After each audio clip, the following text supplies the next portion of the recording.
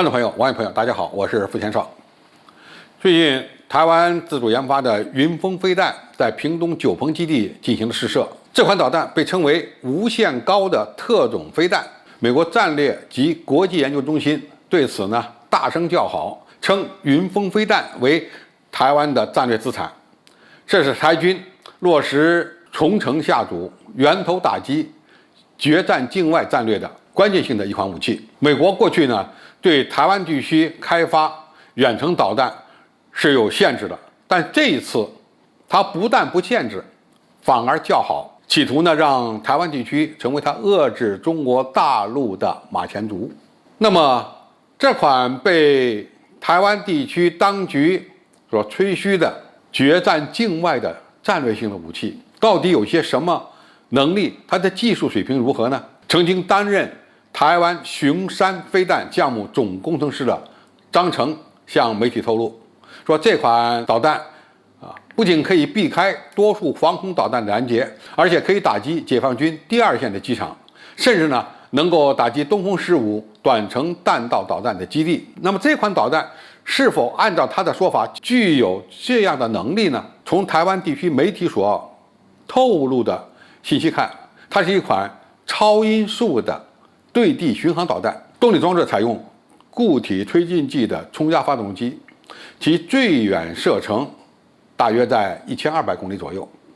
据说呢，它的增程型射程呢能够提升到2000公里。云峰飞弹个头虽然不大，但是它的射程相对比较远，怎么做到的？是因为它采用的是高抛弹道的方式，就把导弹发射到15000米甚至到3万米的高度，然后再采取俯冲下击这样的一种轨道。那么这样的一个运行轨道可以大幅度增加它的射程。目前很多远程空导弹的发射采取的也是这样的一种类型。导弹发射出去后呢，不是向前飞，而是先爬到比较高的高度，在大气层密度比较小的区域飞行一段时间以后再俯冲下来。那么通过这样的一个方式，射程呢就可以大幅度的提升。但是云飞飞弹不是从飞机上发射的，而是从地面的基站发射的，因此它的射程是否最终能够达到2000公里，这个呢恐怕还要打一个问号，因为它的前身有可能是雄风3型。那么雄风3型的射程大概只有几百公里，当然它这几百公里的射程主要是在低空的大气层里飞的。那么现在它搞这种高抛弹道式的飞行，有可能增大射程，但是是否最终能够达到2000公里，这个还不好说。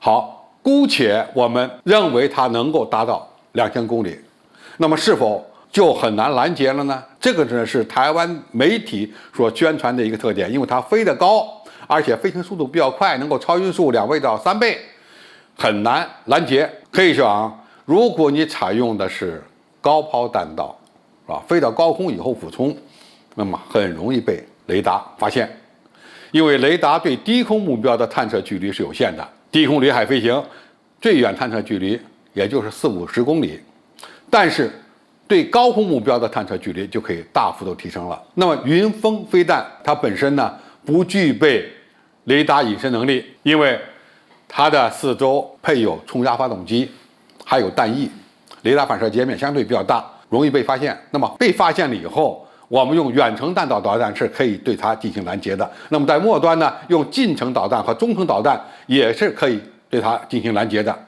当然，最关键的是它的导弹发射基地本身的生存能力很差。台湾地区当局敢用这种导弹发动先发制人的打击吗？如果先发制人，他就找死。一旦你发射了这种导弹攻击大陆目标，那么最终他面临的就是死亡之路。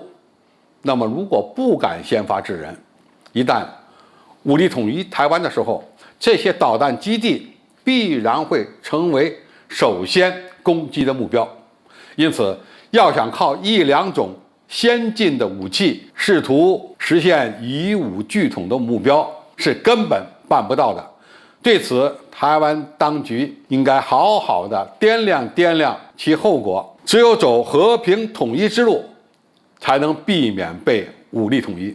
好，今天介绍就到这里，谢谢大家收看。感兴趣的朋友，我们可以在下面的留言区留言交流讨论。我们下期再见。